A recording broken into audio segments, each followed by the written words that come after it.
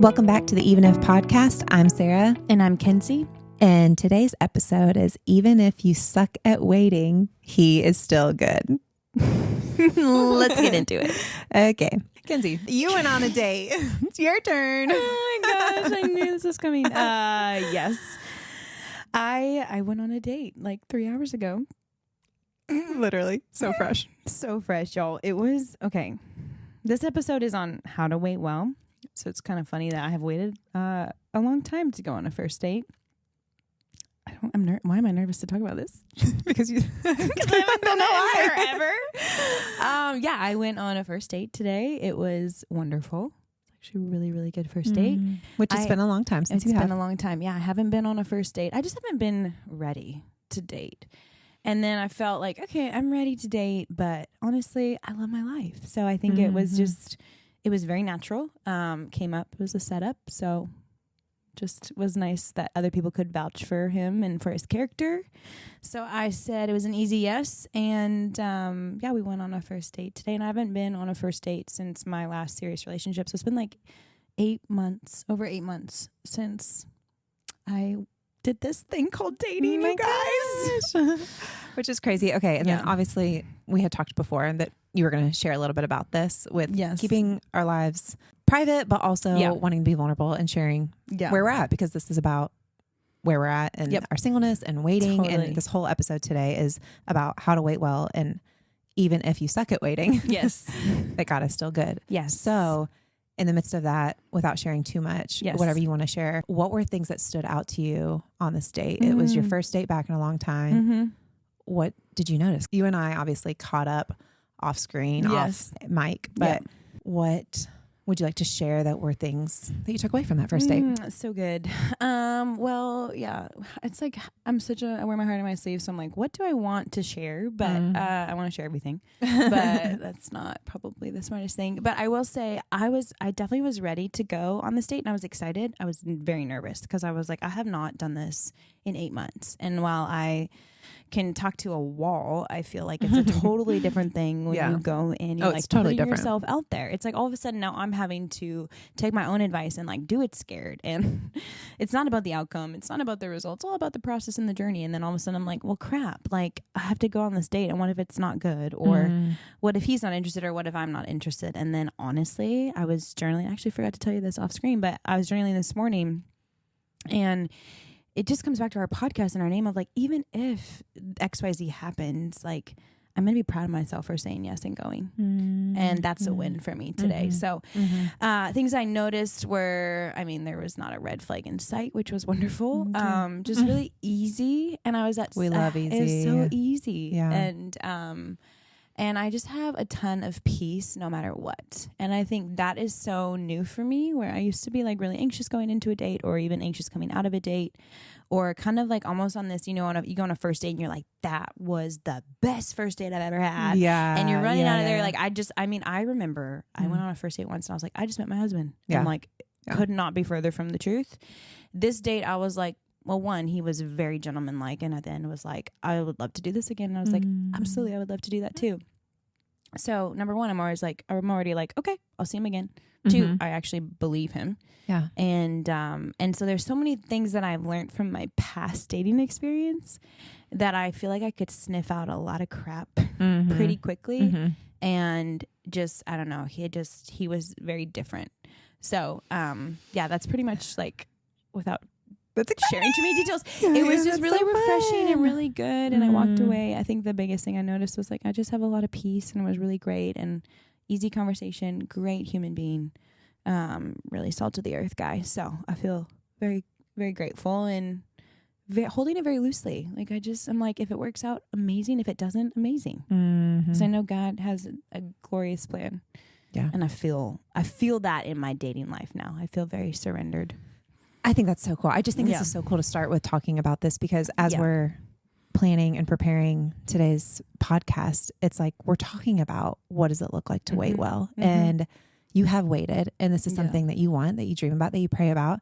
And you didn't just say yes to anybody or to anything. You have had guys pursue you. You've had guys in the picture. Like you're around guys, you've seen them. But I just think we're going to get so much more into this about what does it look like to wait. So anyways, I'm proud of you. I'm proud of you going on the date. And I'm excited to see what's going to happen. Yeah, literally. We're like texting last night and this morning because it is big. It's a big deal. It's a big deal. I don't throw my yes out half-heartedly, that's for sure. So, okay. So I got to ask you, what does it mean for you to wait well? Oh, yeah. Here we go. Let's just dive into it. Because I know last week we talked about being single and our dating history and ways that we find hope in singleness. And obviously, like, right now we are kind of focusing on dating. But a lot of it, too, is, like, we want this podcast to be so relatable. And, like, we're single. We're in our 30s. And it's where we are right now. We'll get to business stuff. We'll get to faith, all these things. But I think this is, like, been just so natural. So that's kind of why we're diving into this. So this is something that Sarah and I talk about all the time. So, like, for you, what do you feel like it means to wait well? Good question. I think when you ask that, the first thing that comes to my mind is it must mean something if you're saying wait well. You're not just saying to wait. Yeah. What does it mean to wait well? What does it mean to wait well? And I think it's the same thing as when you talk about, are you just living life? Or are you living life well? And what is that difference? Because I could say, I'm out here living. And what does that mean? I'm living. I am, eating all this junk food and giving my body away and doing all these things. Like, some people think that's living, right? Yeah. But what is living life well? Yeah. That's different, right? Yep. It's taking care of our body. It's fueling our body with good food. It's exercising. It's protecting our hearts. And that's good. What does it mean to live life well versus just living? And I think that's correlated with what does it mean to wait well versus just waiting. And so what does that mean? I don't know. I think waiting well is being intentional, not just complaining. I think it's so broad too, because we wait in so many things. Yeah. Obviously today, our conversation, our topic is about waiting in dating, waiting in singleness. Yeah. But I think it's something we talk about a lot is we're always waiting for something. Yeah. Right now, this is maybe what it seems like we're waiting for, but I could also be waiting for clients in my business. I'm waiting for, if the Lord blesses me with a husband, I'll be waiting for kids. I'll be waiting for a house. I'll be waiting for the next age, the next stage. Yeah. And so what does it mean to wait well? That's a deep question. It is a really deep question. I think I agree with everything that you're saying. I think probably waiting well, it's actually funny. I remember weird things come out when I teach spin. So there's this move that we do when you get to the arm series, and I'm probably going to sound crazy to anyone that's never taken a spin class, but you hold the weights above your head. And I'll tell my class, I'll be like, you see how this is an active posture? Like, you're holding the weights up above your head. It's uncomfortable. It's working muscles in your body, but you're like anticipating a move next, like what move you're going to do next. This is an active place of waiting. Like, you're waiting, but you're holding your arms above your head. Like, you're not just not doing anything. And so I feel like waiting is active. We probably have heard that in the church somewhere. I also think waiting is like what you said, living a well-intentioned life. I think waiting is also like actively waiting, and you're living your life. Because you're never, we talk about this, in the last podcast, like what you just said. Yeah, right now we're waiting to meet the person we want to tie our life to and raise kids with, get married. But once that happens, we're going to be waiting for our kids to get into the right preschool. And then we're going to be waiting to figure out where we're going to send them to college and can we afford it? And all these things that are going to constantly be huge things in our lives. So I think dating, if you can learn how to wait well in dating, it's going to translate into the rest of your life. And I think how that looks is going to look different to everybody. But I love what you said about fueling your body, not giving your body away, preparing yourself for marriage, treating yourself like, hey, I want to be able to look at my husband at the altar and be like, I waited well for you. Right. Not just like casual waiting. Because I think there is such thing. I've been there before where I'm like, oh, just casually waiting. I'm just dating around. I'm just having fun and doing this and doing that. Or I'm intentionally waiting. Yeah. And what does it mean to intentionally wait? Intentionally wait well, preparing myself to be some man's wife, preparing myself to be a mother one day. Yes. And that is waiting well versus I'm just waiting. Well, why not? Like, it's fun for now. YOLO. Right. We live in a society where it's like instant gratification. And if it's too hard, it's like, I'm going to move on to the next thing. I just want convenience. Right. So, okay, you talk about active waiting. So the opposite of active playing an active role in waiting, or an active role would be a passive role. Yeah. So what does that look like? And so I kind of always think like, okay, active role versus passive role in dating. I would say for me, I kind of take a passive role in dating in my life right now. Went through a pretty tough breakup in January, so obviously was not prepared, nor willing, nor wanting to date. So no dating was even on the books for me, and definitely passive. I think an active role is very much like you're out there putting yourself in situations. I think it could look different. Like maybe you decide you want to get on the apps. That's taking an active role in your dating life. I think if you're actively asking your friends, hey, do you know of anybody that's great that you could set me up with? That's taking an active role. So comparison, for me, I have played a very passive role because it's just not been a priority for me right now. And I also think where I am and who I am, I'm an activator in my personal life, and Sarah's the same way. So we both could go and get these things done and make it happen. But, and not to speak for you, but I know we both play a passive role in the sense of like, if someone comes in and is like, hey, I have somebody I want to meet, I want to set you up with, I say yes if they, But somebody you'd be interested in. If I'd be interested in, if it's somebody that's this person I trust and know well and they vouch for this person, I'll go meet them. But I'm not going around asking my friends, hey, is there anyone that you could set me up with? I'm not on the apps. I have been on the apps. It's how I met my last person that I dated. I'm not against them, but it's just not for me. So I think you can play an active role and you can initiate things. And I don't think that's a bad thing at all. And it could be like, hey, it's time for me to actually put some effort in, because I think dating, it's like it can feel like a full-time job. Like it's a lot of effort. And you got to like get yourself ready, and you got to put makeup on, and you got to like figure out what you're going to wear. And like, it does take effort. And a lot of times it's easy to take a passive role. And if you're maybe not meant to take a passive role, I don't think you miss out on what's meant for you, but I think if you don't actually do something about something, you could miss what God has for you if you're not paying attention and not kind of figuring out what role you want to play in that. Because as much as I want my husband to show up at my doorstep, it's only going to be like Uber Eats, basically. You know what I mean? Like I have to put myself in certain situations, but I feel like I'm talking around in circles now, but I do feel like active versus passive can be in different seasons of your life and different personality styles. So if you're not an activator, you should probably play an active role in your dating life. But I think because I'm very much an activator, very social, I'm out and about, I meet a lot of people. Same thing for you. I play more of a passive role. But do you think that changes? Like, do you think that changes based on the season of life you're in? Right now, you're so busy with your job. You're continually adding new things for Full Ride, for your business. You're consumed with friends. So do you think that has led you to be in a passive role, that there's been other times in your life you have been more active? Yeah, 100%. I think that's such a great question. So like when I first moved to Austin, new city, work was not as crazy. I got on a dating app and took an active role and was like, I'm going to just go out on dates. That was me in that season of life. Now in the season of life that I'm in, the apps just aren't for me, and we'll talk about that in a little bit. But now the passive role of like, I know what I'm chasing after. I'm running fast. My life is so full and I really love my life. Like I am in a place where I can finally say that. So it's such a good question. I do think that the active versus passive can play a particular role in various seasons, depending on where you are in your life. Do you think there's a right and a wrong one? Ooh, good question. No, I don't. I just think that everyone's different.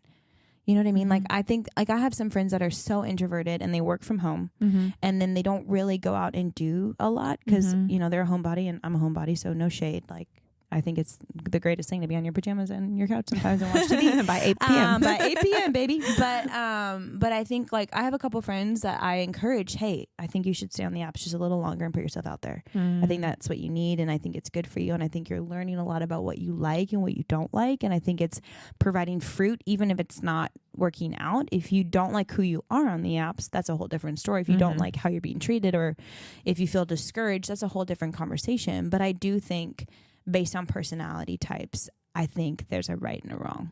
For me and who I am, apps are not for me.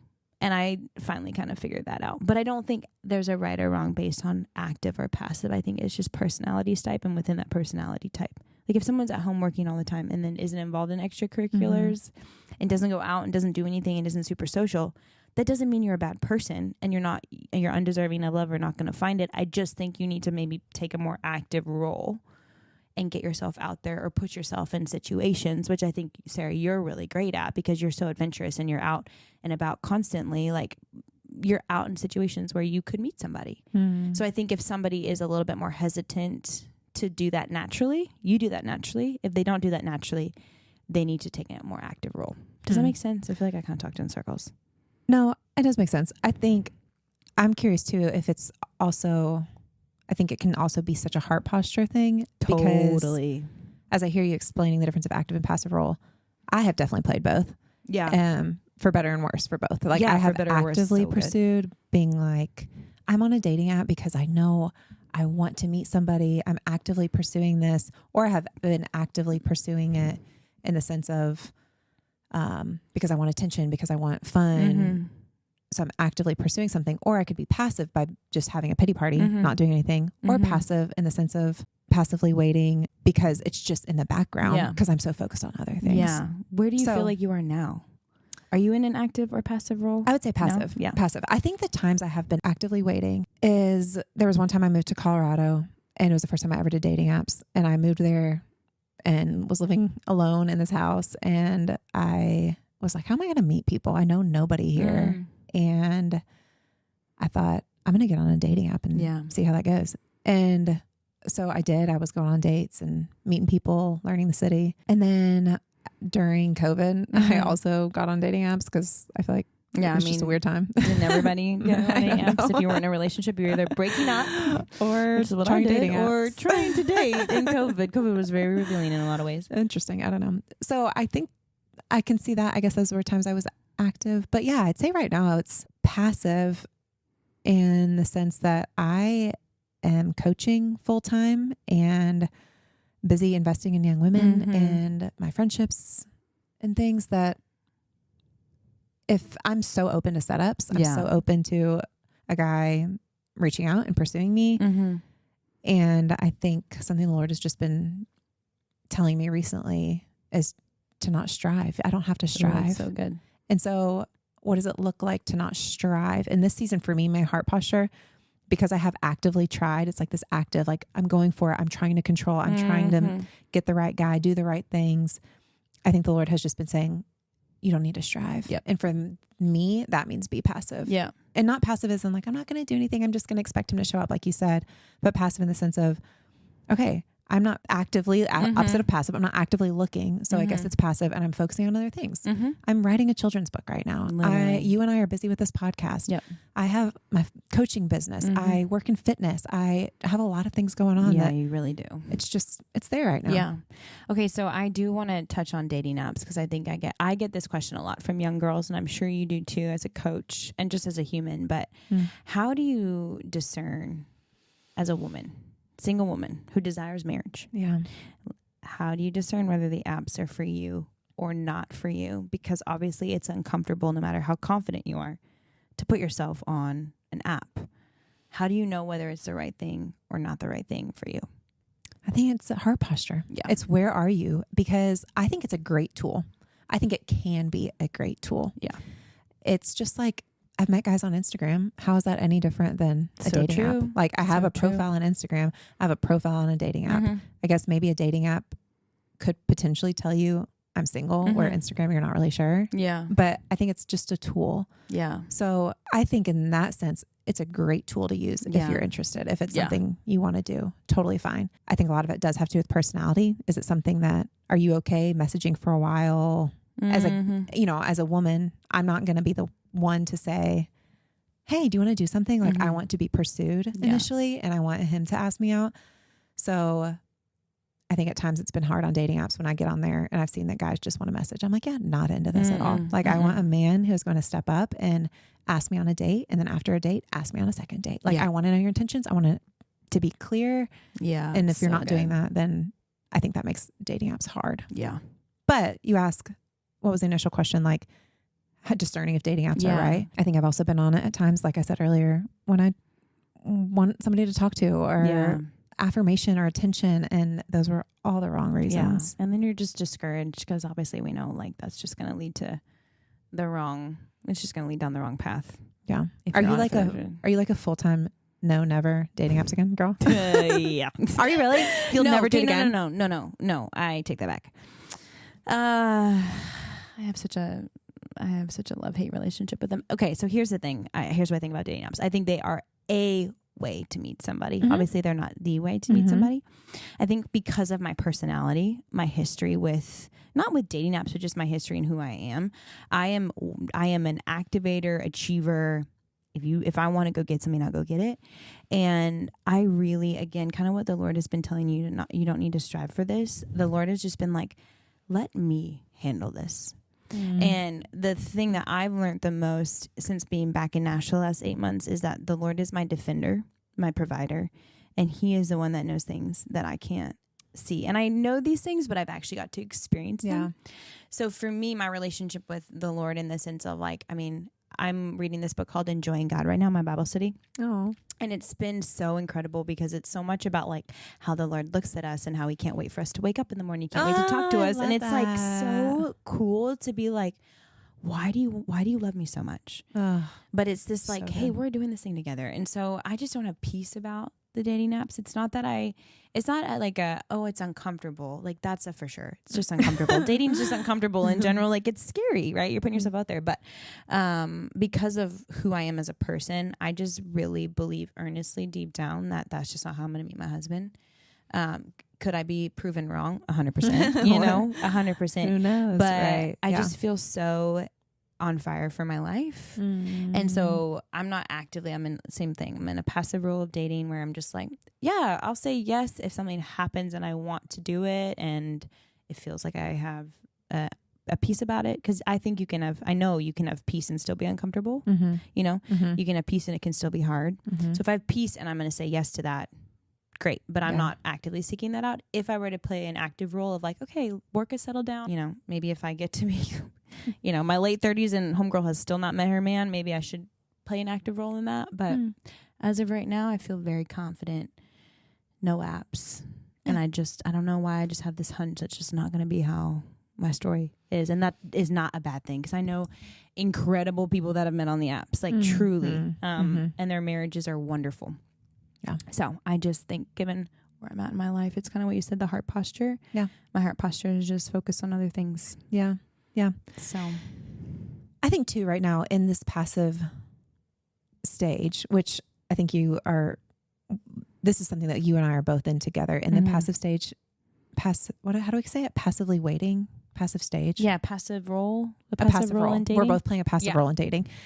Part of that is actively living your life still. Yes. And so part of actively living your life is being in places where he might be. Yes. And you're really good at that. I don't know if that's active or passive because I'm like, he could act. He could be there. But you know what I mean? Okay. So let's put those words aside. Yeah. I think it's just putting yourself in places where he might be. For me, the number one thing in a man is that he loves the Lord. So being in church, that could be a great opportunity to meet a guy. Being at the gym. I love fitness. I love working out. So I go to the gym. I at least know he has a shared interest in this. Totally. Going to the farmer's market on Saturdays. Go there. I know that you're into health and wellness and farming and that's important to me. And you weren't out late Friday night because you're not at the farmer's market early Saturday morning. Exactly. You know? I don't want to put myself in bars because I don't want a man who's at the bars. No. That's not me. That's not where I'm going to meet him. Nope. I heard somebody say once, generally where you meet somebody is where they're going to end up. Where you meet somebody, so generally, like where you meet somebody is where you're going to find them later down the line. I met a guy in a bar once and found him at the bar. Drunk under the table. Oh no! Long time ago. Well, but interesting. But I am curious because you are really good at this. So you're kind of saying like, what does it look like to put yourself? Because you're not out there like, you're not one to do something because you think you need to go do it. You're a woman that you do what you're called to do and you do what you feel like you want to do on a Saturday morning. And I love this story about what you did last Saturday. Like you woke up early, you went and watched the sunrise and then you had time to kill. And then you went to the farmer's market and then you came to my studio and celebrated our 6. Like you're out there doing things. You're putting yourself in situations, but you're not going like, I'm going to meet my husband at the farmer's market. I'm going to meet my husband at Full Ride. Right. That's not how you think. But you know what's interesting at all of those things you just said? Like when I was at the sunrise, I went with one of my girlfriends. I'm at the sunrise. We're sitting on top of my Jeep watching the sunrise at a park.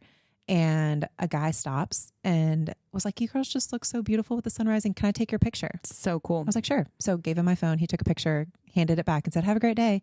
But again, I met a guy. Yep. Could it have been something? Yeah. Could have. Yeah, exactly. And then I go to the farmer's market, walk around the farmer's market, see some cute boys. Yeah, interesting. And then I go to Full Ride. I met some of your friends, some guys up there, you know, and it's just, I had no intentions that morning of waking up thinking I'm going to meet somebody. Yeah. But I was investing in girlfriends, watching the sunrise, going to the farmer's market, going to your Full Ride party. And through that, I truly did meet 3 different guys. Yeah. Are they something? I don't know. Yeah. No, maybe. We'll see. Yeah. But see, crazy. and that's your heart posture, right? You're doing what you love to do. You're supporting your people. You're being you. And I think like when you can focus, I think I said this in class sometime, but a friend taught me this of like taking your eyes outside of yourself and seeing how you can bless other people. That's how you're going to show up as your most authentic self, because your eyes are not focused on you. And so I think if you can be in those situations and enjoy them and you're out and about, you just never know how God's going to work. And that's one thing that my life coach always reminds me of. She's like, he's in the, like, your husband's in the wings. We can't see it. We don't understand it. Like, we don't understand what's happening, but like one day it's all going to make sense. Keep living your life. Like, keep doing what you're going to do. He's in the wings. That's cool. Yeah. And that's what's going to be so cool down the line. Ladies, especially if you're listening, which you are obviously listening if you're listening to us. If you're listening out it's there, like we're at a live performance. Hello, if anyone is here, nobody's in this room. Now. I'm about to drop some wisdom. No, but truly, like, you can't mess it up. And I think all you can do is free yourself of the anxiety of like, I need to do this and this and this. No, you don't. If you don't feel peace about being on the apps, don't be on the apps. Yeah. If you don't want to go, we were just talking about this. If you don't want to go to the dinner that starts at 10 p.m. because you'd rather be at home, be at home. Like, you know, do what you feel to your core is you. And that's how your guy's going to show up when God exactly ordains it. And we both believe that so wholeheartedly. And we haven't even met our guys yet. So that's one thing that I'm like, I just don't want to compromise my life for that. And I just think it is crazy. You can meet in who knows how kind of ways. And whether it is through a setup, whether it's, again, through a tool like dating apps or social media, which brings me to my next question with social media, because I know, one, you're so good at social media. Oh gosh, no. And you are. I feel like it's just your creative outlet. I don't know, but you're really good at it. I just always enjoy seeing your stuff. You're so sweet. But I think, I know that guys have messaged you on social media. You have a big following on social media. What is that like for you? Because it kind of is like this free online dating profile. I mean, guys look at you. You have thousands of people that follow you. Yeah. So they look at your stories. Do you feel like that's ever hard because you have to portray a certain person or, you know, curate your feed to look a certain way? Such a good question. Yeah. So such a good question, sir. I would say that I used to feel that way in terms of curate, and I'm human. I think there's times where I'm like, oh, I'm not wearing any makeup. I should probably not get on my story. And then I'm like, get on your story. That's exactly why you need to get on it. Because one thing about me with my social media is I think I have a small kind of following, but it's like what you see is what you get. And I'm really real. And I would say I got to really posting the last like year or so because I am happy again. And I feel like I'm where I want to be and where the Lord has me. And so but the reason why I think I've been able to really fight the urge to have it be this curated feed is because I want real and relatable. I just want it real. So yeah, guys definitely have messaged me on Instagram before. It's funny how guys, I'm like, if you think that's going to curate a response from me, like you were totally dreaming. Wait, what? Like bad DMs? Well, no, nothing gross, but just like, I got one the other day from this guy and it was like, hello, Miss Todd. And I was like, what do you want me to say back? Like, I don't know you. And like, hello, Mr. Whatever. Like, this is not who I am. Okay. You're not getting a response. Sometimes I'm like, these guys, are they trying though? Like, was that the best he could do? I'm like, is that all? Like, no. You know what else do? Okay, I'm going to get on a tangent for a second, but I do feel like with social media, it's become this like, very much this, how do I say this? I think women feel like they have to keep up with this image, this fake image. Yeah, for sure. Because it's just out there. You can get whatever you want at any point in time. And I definitely don't feel like I need to do that. But I think we have all as a society and a generation gotten really lazy. and we lack this intentionality behind getting to know people. And so we're not taking advantage of the fact that, okay, we live in the social media world where someone could message me. Yeah. Don't say hello, Miss Todd, but you could message me if you're going to get so many DMs this week. Like, hello, Miss Todd. Oh, great. You could message me and I would respond back if it was like, if you took just a second to be like, hey, I noticed your page, and like being intentional. Right. But I think unfortunately we want that instant gratification. I think girls have lowered their standards. I think guys have lowered their standards. And so we're on this hamster wheel with social media. And I feel like instead of using it as a great way to meet people and build connection, I think we're lazy and just think, well, I'll just shoot this shot and this shot and this shot. And then I'm like, nah, it's a no for me.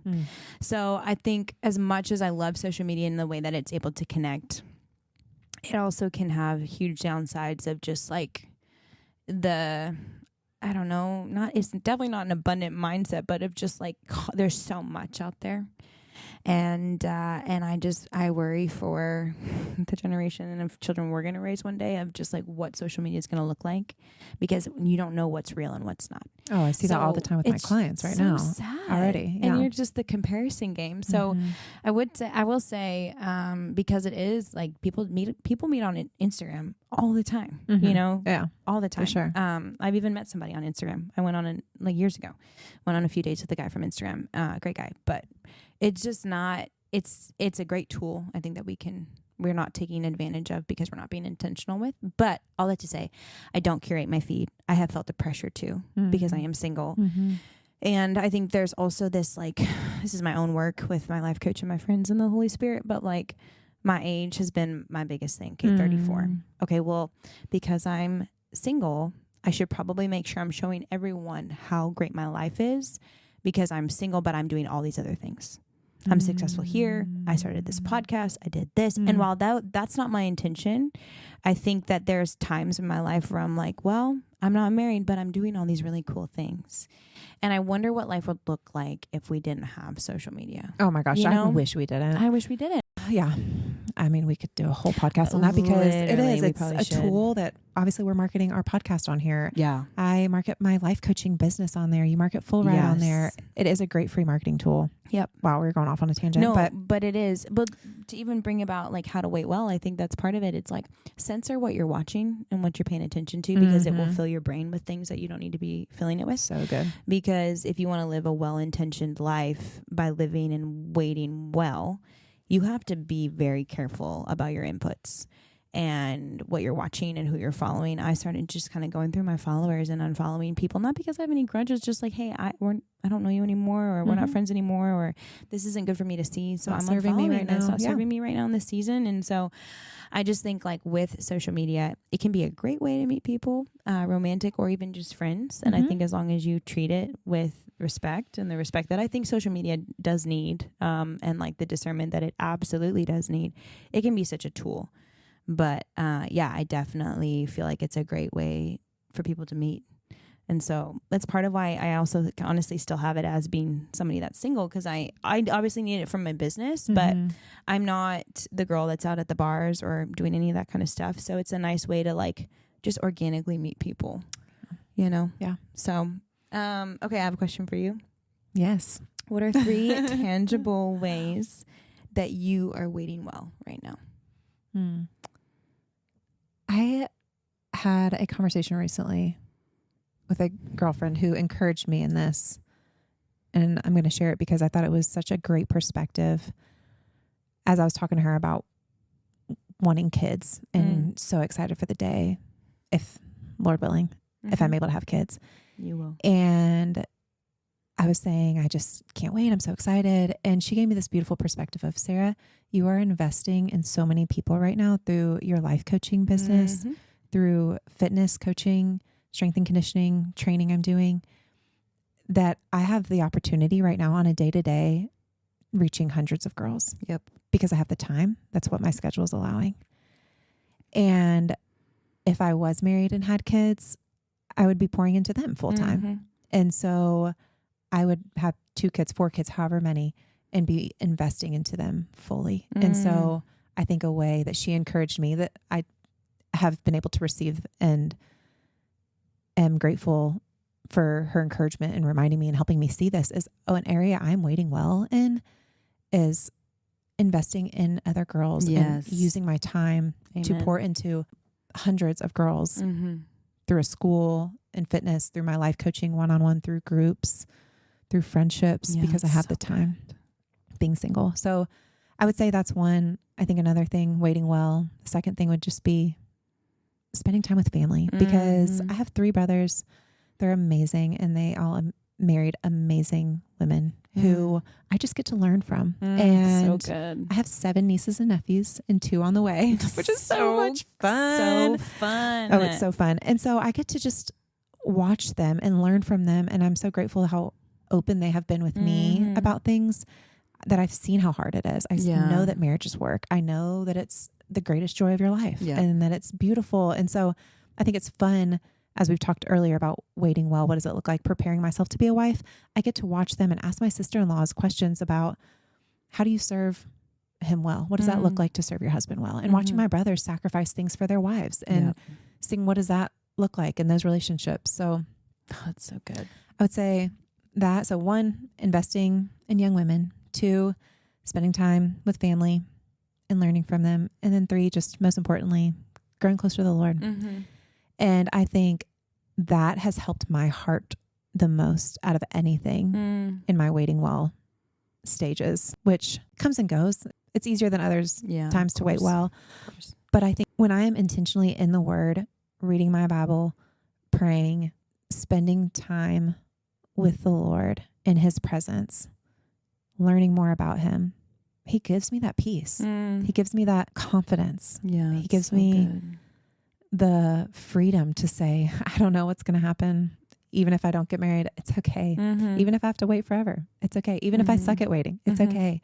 Even if I find Him tomorrow, I'm still okay. Like everything, so good, even if, no matter what happens. And I think this illustration my dad taught me when I was little, and I use it all the time. It's like this triangle, right? So you're at a bottom of a triangle and my husband's at the other side of the triangle that's on the bottom. And I am running towards Christ, just going straight. And he is on the other side and running towards Christ.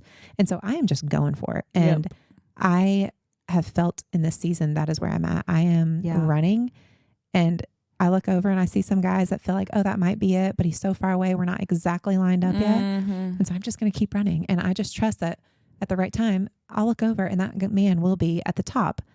Because at the top is God, and we are both going to be chasing God, because I want him, number one, to be chasing God. That's what matters the most. And so if that's what I hope and pray that my husband is doing, then that's the kind of woman I want to be. And my waiting well is just chasing after the Lord.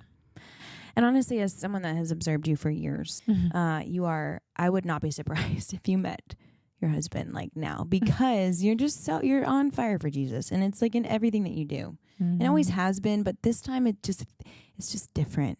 And I can't really put that into words, into why I feel like it's different for you, but it just is. Like, you're exactly where you're supposed to be, and I'm just excited for what's coming. And you wait so well, and you also are just so vivacious, and like, you love your life, and that's what every woman needs to aspire to be, is like to be where you are. And that doesn't mean you don't have hard days, but my goodness, like, you're taking full advantage of the season and doing something about it. And I think that is how you wait well. Well, thank you, Ken. So it's just true. Thank you. It's true. What about you? What are your 3 tangible ways that you are waiting well? I love this question. Well, I would say the first thing that is surprising me in this season of waiting well is the time I'm getting with my mom. I'm getting this time with my mom. For those of you that don't know, I moved back in January, and I am living on top of my mom's garage. And it has been the sweetest season. Perfect. It's just been so good. And I haven't lived at home with her since I was 16. And so I'm just getting this time that I know I will treasure for the rest of my life. And that is something, whenever I do think about dating, or I do think about being in a different place, I'm like, I would not get this with my mom. And so that's been really sweet. So I'm really trying, and I need to do a better job of just like prioritizing her. But to be able to see her every day has been such a gift. So just taking advantage of that time with her, and with my friends too, honestly, and my family. Like, I'm trying to spend more time with my brother, who's over in LA, but just like kind of what you said, just being able to spend quality time with my family. And then the other thing is my business, for sure. I would say, I mean, just like you, like, for a living, we're pouring out to young women. So I've been able to really focus on work. And I've been in a very difficult season. I've actually just recently come out of it with work where Full Ride was full time, like every day, 12 to 16 hour days.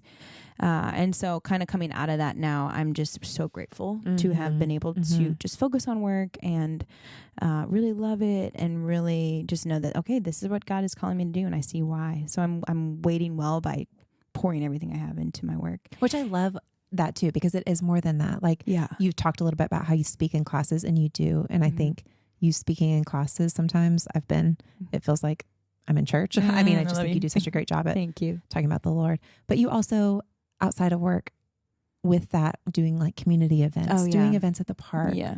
You just create space for girls just to meet and you create community. And I think that's why you're also waiting well. Yeah. Thank you. With that. Thank you. Yeah. Cause I wouldn't, if I had a husband and kids, like they would be my priority and I would go, you know, I wouldn't be planning all these things or, you know, I will literally clear my schedule for a girl that wants to get coffee that is struggling, you know, and that's just part of what I feel like it's like, that's a priority that God's asking me to do right now.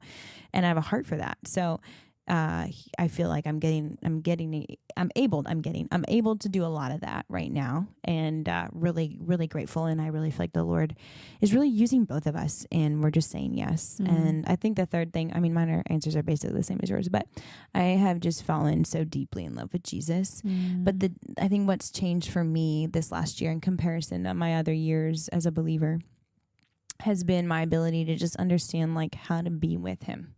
And how to just live with him and have him be a part of my everyday.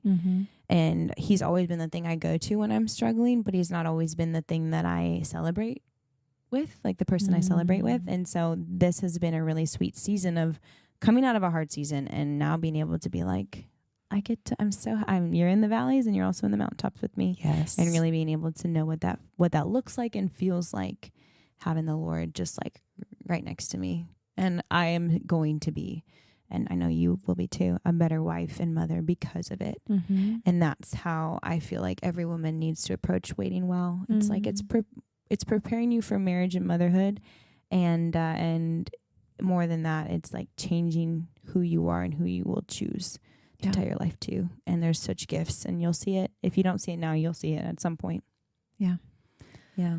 Well, I think this conversation is so fun because I hope we didn't get too confusing on the passive and active waiting. I think those words we were just kind of thrown around at points, but it's just a conversation. And I hope that anyone who's listening to this, it would just encourage you to have these conversations and say, what does it look like to wait well? Because that is something Kenzie and I have talked about. And then even preparing for this was like, what does it look like to wait well? And talking to each other and seeing, what am I doing right now that's well? And how am I waiting well? How am I living my life well?